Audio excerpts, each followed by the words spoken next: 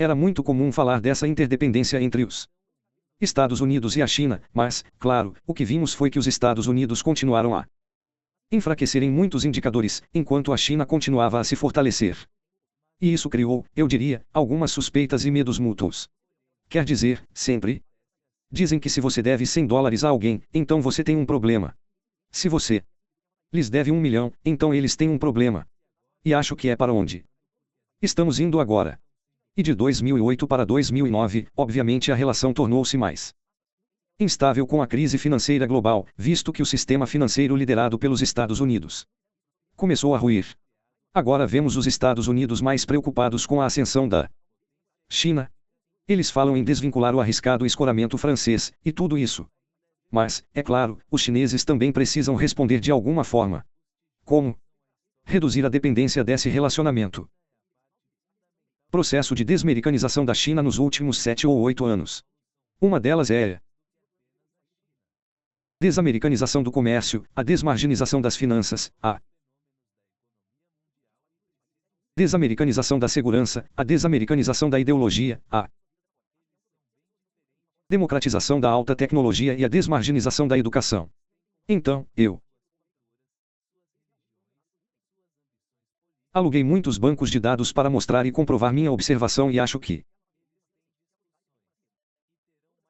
como você perguntou, a chamada estratégia de desmilitarização não foi algo que a China planejou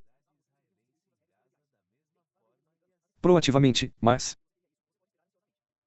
sim algo para o qual foi forçada pelos Estados Unidos. De fato, desde a reforma e abertura da China em 1978, o país tem buscado consistentemente estabelecer uma relação amistosa com os Estados Unidos, adotando um projeto de abertura em relação aos Estados Unidos, atraindo investimentos americanos, aumentando o comércio com os Estados Unidos e aprendendo com a experiência de gestão de empresas americanas e do mercado financeiro. Mas eu vou te dar um dado muito alarmante. Em 2016, cerca de 20%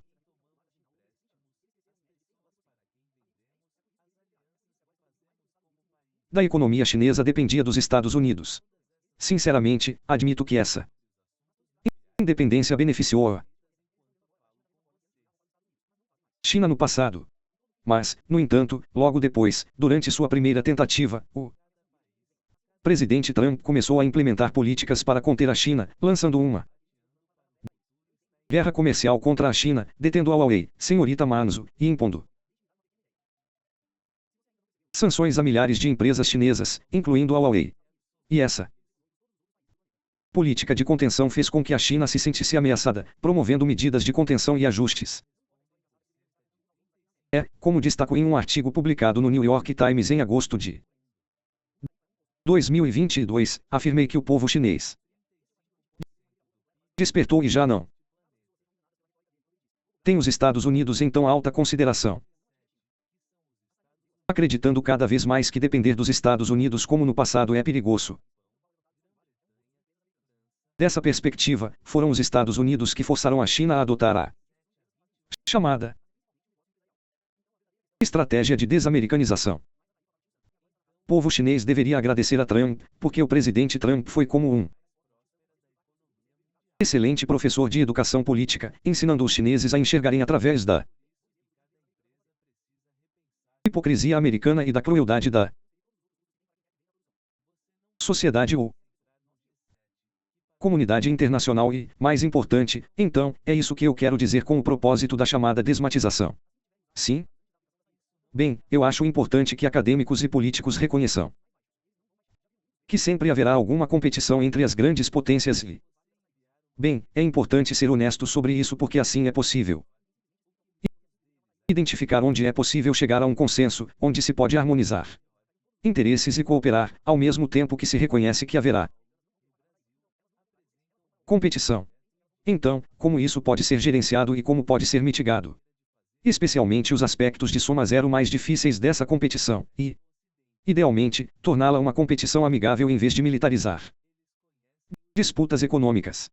Mas, bem, se você observar a extrema concentração econômica nos Estados Unidos na década de 1990, a globalização significou americanização em grande medida, ou seja, todos nós usamos tecnologias indústrias, corredores de transporte marítimo, bancos, moeda e tudo mais dos Estados Unidos.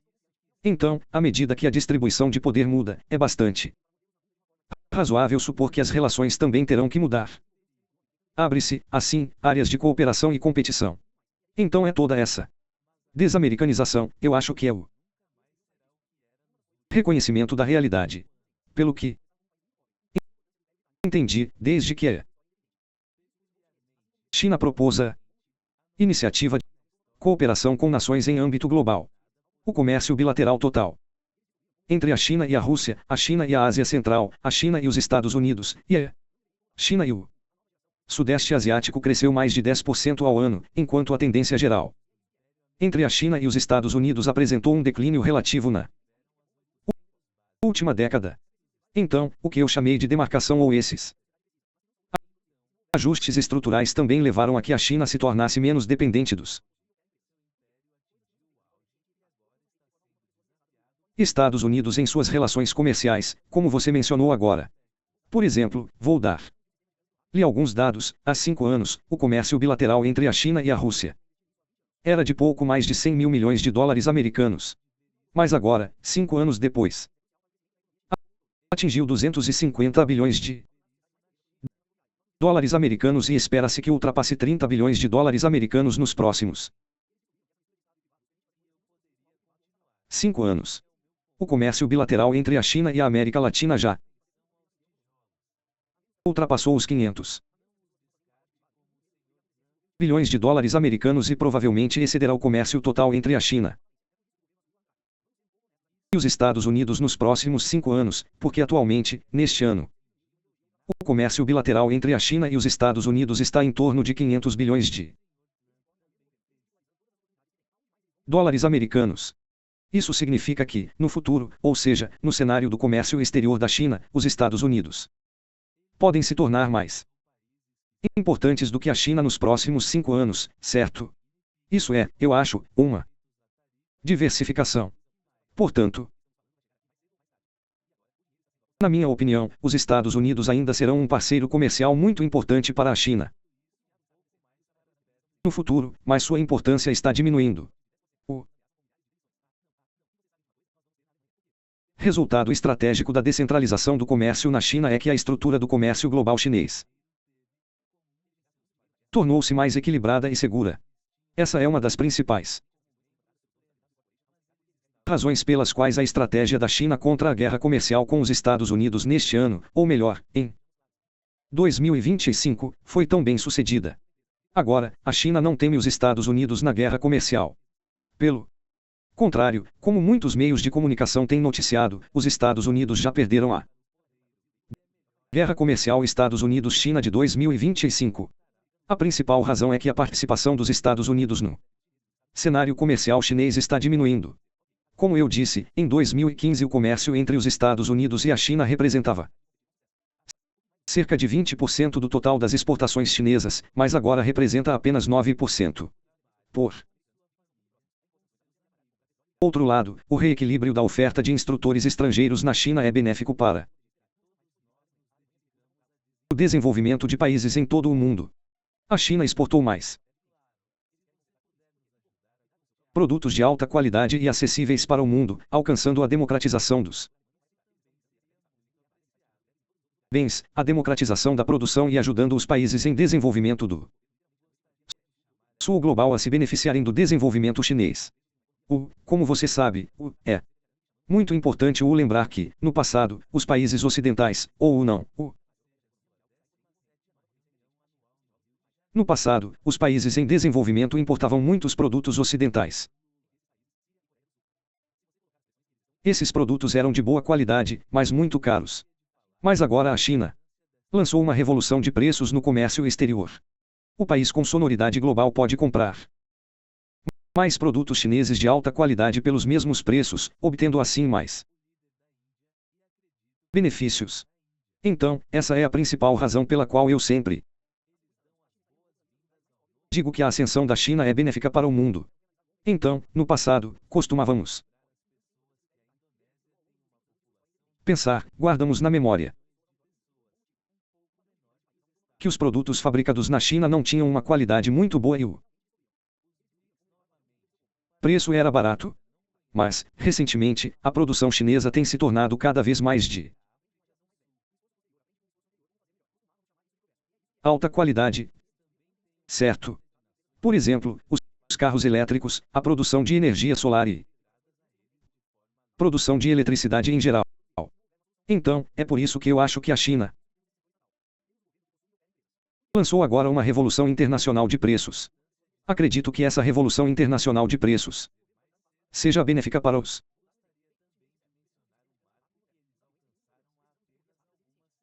países do sul global. Sim? Não, definitivamente não. E eu gostei quando eles fizeram isso, sabe, a China diversificando e reduzindo a dependência dos Estados Unidos. Não precisa ser visto como algo anti-americano, ou a desamericanização não precisa ser vista dessa forma. Eu estava dando algumas palestras como convidado em algumas universidades na China e estava falando sobre os russos. Eu estava falando sobre a geoeconomia russa, porque você está falando agora sobre a diversificação, já que a ideia de que países parceiros não se diversificam é uma ilusão. Novamente, para os russos, eu ressaltei que a China é o parceiro mais importante para o desenvolvimento de um sistema multipolar, mas como as relações são assimétricas, ou seja, a economia chinesa é muito maior. Isso cria uma dependência desigual. Isso não precisa ser um problema por si só, mas acabei de explicar que os russos provavelmente buscarão autonomia estratégica em áreas tecnológicas importantes. Então eles têm, sim, sua própria base digital, por exemplo. Mas também diversificam. Então, eles também negociam com a Índia e outras grandes potências, sendo a China o principal parceiro, o mais importante. Mas, novamente, nenhum país coloca todos os seus ovos na mesma cesta, e é por isso que todos os países buscam diversificar. E eu acho que isso se deve ao reconhecimento da importância do equilíbrio que você acabou de mencionar. Isso sugere que não precisa ser nem a favor nem contra, não é assim que os estados e as economias funcionam. Acho que o mesmo se aplica aos Estados Unidos. Quer dizer, se eles estão preocupados em desenvolver uma dependência excessiva da China. Bem, na minha opinião, os americanos deveriam ter um alto grau de soberania tecnológica, não dependência excessiva, mas uma guerra comercial para enfraquecer a China, que não é a mesma coisa. Isso é extremamente destrutivo e perigoso. Quer dizer, se os chineses e os americanos se sentarem à mesa, cada lado com suas preferências em relação à autonomia estratégica que desejam em termos de tecnologias e indústrias, e chegarem a um acordo comercial para gerenciar a concorrência, então muito disso poderá ser resolvido.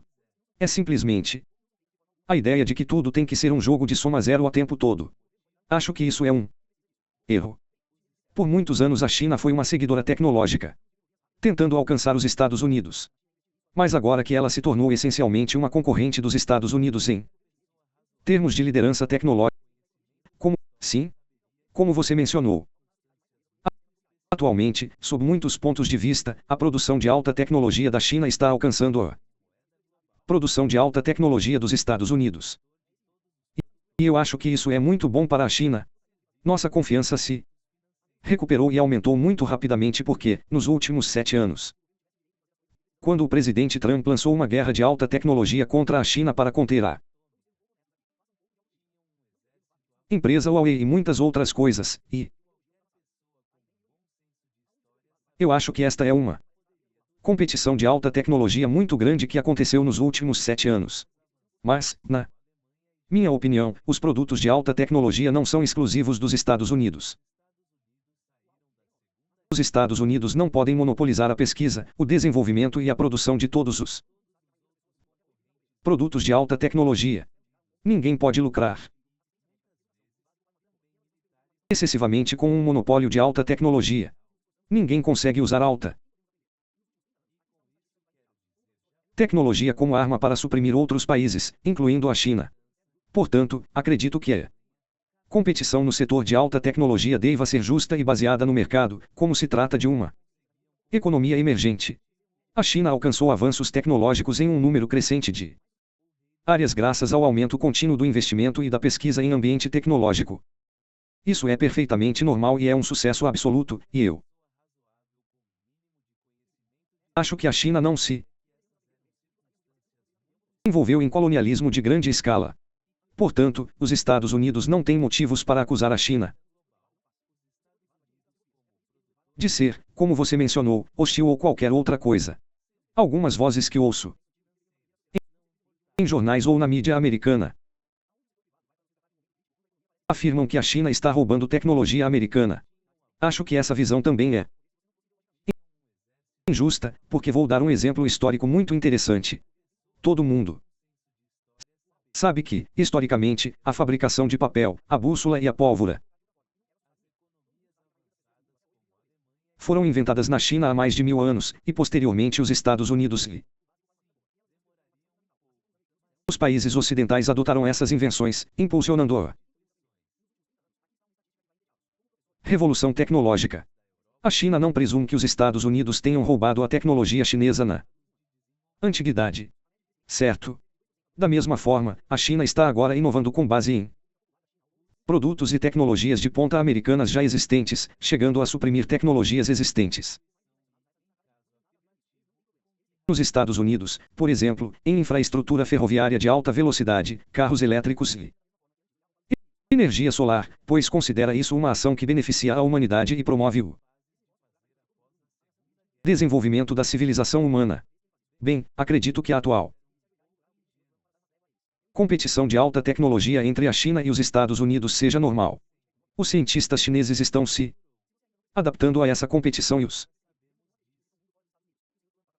cientistas de tecnologia de grande porte da China também estão encarando essa competição de forma racional. Não devemos julgar esta competição por uma ótica ideológica. Os Estados Unidos não devem usar meios políticos, especialmente nas áreas financeira, extraterritorial, bloqueios tecnológicos, para responder à competição tecnológica da China. Pelo contrário, acredito que os Estados Unidos deveriam encarar essa competição tecnológica saudável. Acredito que os resultados da competição tecnológica entre os Estados Unidos e a China, no futuro, beneficiarão toda a humanidade. Se tivermos uma competição racional de alta tecnologia, acho que esse é um ponto muito válido. As tecnologias se espalham. Elas devem se espalhar e, claro, isso também pode ser algo muito positivo. Bem, sim, eu diria até que é competição entre os Estados Unidos e a China, se for bem administrada, pode ser muito benéfica para o mundo, porque quando se tem apenas um centro de poder, um Estado dominante que controla as tecnologias, isso tem a capacidade de desacelerar a proliferação, ou seja, de garantir que as tecnologias não se espalhem rapidamente. Em outras palavras, eles podem ampliar essa vantagem de pioneirismo do inovador. No entanto, quando há dois ou mais líderes tecnológicos, existe uma tendência para que as tecnologias se espalhem muito mais rapidamente, porque, essencialmente, quem quiser acaba por atrair o público em geral. É preciso haver incentivos, como a transferência de tecnologia. Isso fica evidente agora com a recente parceria entre Rússia e Índia também em tecnologias militares, onde os russos estão dispostos a transferir muitas tecnologias para a Índia. Então, os indianos preferem os russos aos parceiros ocidentais. Então, mais uma vez, teve um bom desempenho. Claro que se pode argumentar que a disseminação de tecnologias bélicas nem sempre é algo bom, mas, no geral, a disseminação de tecnologias deve ser vista como algo que cria mais igualdade ou equidade em todo o mundo atualmente. Mas acho que o que está causando pânico nos Estados Unidos é que, realisticamente, eles não conseguem mais competir de igual para igual com a China. E acho que é esse medo de que a situação não seja estável, de que estejam ficando para trás. Eles têm uma economia de busca de renda, o que torna a produção muito cara, e também porque a China é uma potência industrial tão gigantesca que consegue implementar todas as suas novas tecnologias, como IA, em larga escala e lucrar com isso. Acho que nos Estados Unidos, em meio ao pânico da competição com a China, eles investiram muito dinheiro, por exemplo, em inteligência artificial. Houve muitos investimentos mal feitos, criando uma enorme bolha de IA, e agora, é claro, eles não têm a mesma capacidade de recuperar esse dinheiro. Assim, acaba-se nesta situação em que o governo dos Estados Unidos, que acusa a China de ter capitalismo de Estado, agora terá participação acionária em empresas de tecnologia. Então, como você sabe, não há muita consistência, mas É interessante ver para onde essa competição está caminhando.